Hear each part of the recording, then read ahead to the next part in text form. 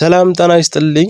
ዛሬ ፊታችሁ ላይ ስለሚወጡት እነዛ አበሳጭ ጥቁር ነጠብጣቦች፣ ጠባሳዎችና የቆዳ መደብዘዝ በግልጽ እንነጋገራለን። ብዙዎቻችን ውድ የሆኑ ሳሙናዎችና ክሬሞች ገዝተን ተጠቅመናል፣ ግን ለውጡ የታለ? እውነታው ግን መፍትሄው ያለው ሱቅ ሳይሆን እዛው ኩሽናችን ውስጥ ነው።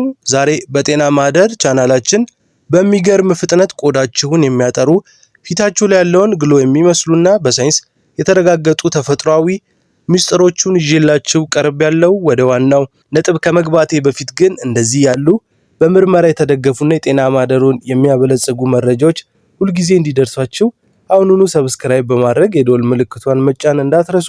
የእናንተ ሰብስክራይብ ማድረግ እኛን ለተሻለ ስራ ያበረታታናል። ቪዲዮን እስከ መጨረሻው ካያችሁት ደግሞ መጨረሻ ላይ የምነግራችሁ አንድ ቀላል ልማድ ብቻ የቆዳችሁን እድሜ በ10 ዓመት እንዴት እንደሚቀንስ ትረዳላችሁ። አሁን ወደ መጀመሪያው ርዕስ እንግባ። የመጀመሪያውና ብዙዎቻችን እንደሚያስደንቃችሁ እርግጠኛ የሆንኩት መፍትሄ የድንች ጭማቂ ነው። ድንች በውስጡ ካቲኮላስ የተባለ ኢንዛይም ይዟል።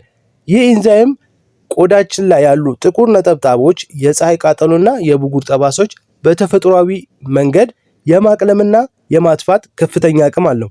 አዘገጃጀቱ በመጀመሪያ አንድ መካከለኛ ድንች በደንብ ማጠብ፣ ከዚያም ጭማቂውን ብቻ በመጭመቅ መለየት። ይህንን ጭማቂ በጥጥ በመታገዝ ጥቁር ነጠብጣቦች ባሉበት ወይም ሙሉ ፊታችሁ ላይ መቀባት። ለ15 ወይም ለ20 ደቂቃ ያህል እንዲቆይ ካደረጋችሁት በኋላ በቀዝቃዛ ውሃ መታጠብ። ይህንን በሳምንት 3 ጊዜ ካደረጋችሁት በሁለተኛ ሳምንት ላይ በሚገርም ሁኔታ ፊታችሁ ሲጠራና ሲያንጸባርቅ ታዩታላችሁ። ወደ ሁለተኛው መፍትሄ ስንሄድ ደግሞ ተፈጥሯዊው የቆዳ ማጽጃ ነው። የሎሚና የማር ውህድ።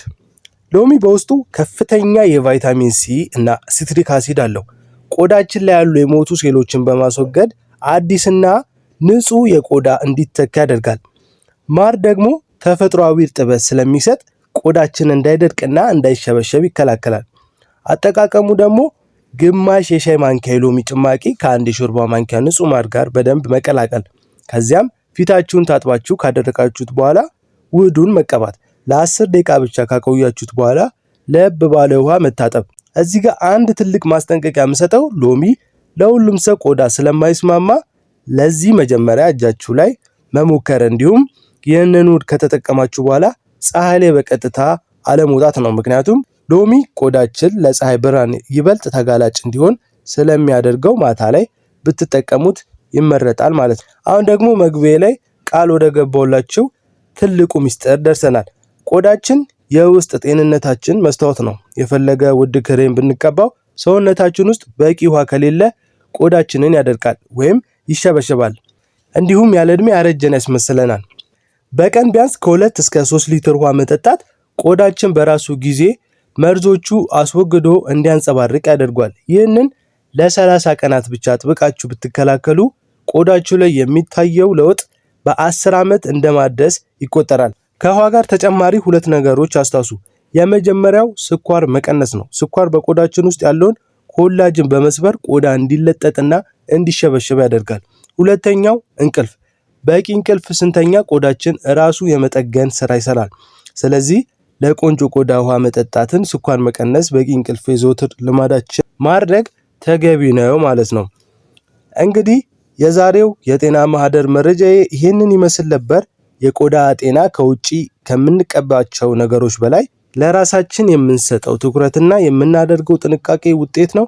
ጤና በአንድ ጀንበር የሚገነባ ሳይሆን የዕለት ተዕለት ጥረት ውጤት ነው። ስለዚህ እነዚህ ምክሮች ዛሬውኑ ተግባራዊ ማድረግ ጀምሩ። የደረሳችሁትን ለውጥ ደግሞ ከታች በኮሜንት መስጫው ላይ ብታጋሩኝ ለሌሎች ትልቅ መነሳሳት ይሆናል። ይህ ቪዲዮ ጠቃሚ ሆኖ ካገኙት ላይክ በማድረግ ለሌሎች እንዲደርስ አግዙ። እንዲሁም ለጤናችሁ የሚሆን ሳይንሳዊና ተፈጥሯዊ መፍትሄዎች ሁልጊዜ እንዲደርሷችሁ ጤና ማህደርን ሰብስክራይብ ማድረጋችሁን አትርሱ። ስለተከታተላችሁኝ ከልብ አመሰግናለሁ። በቀጣይ ቪዲዮ በሌላ በአዲስ የጤና ጉዳይ እስክንገናኝ ድረስ ጤናችሁ ይጠበቅ። ሰላም ሁኑ።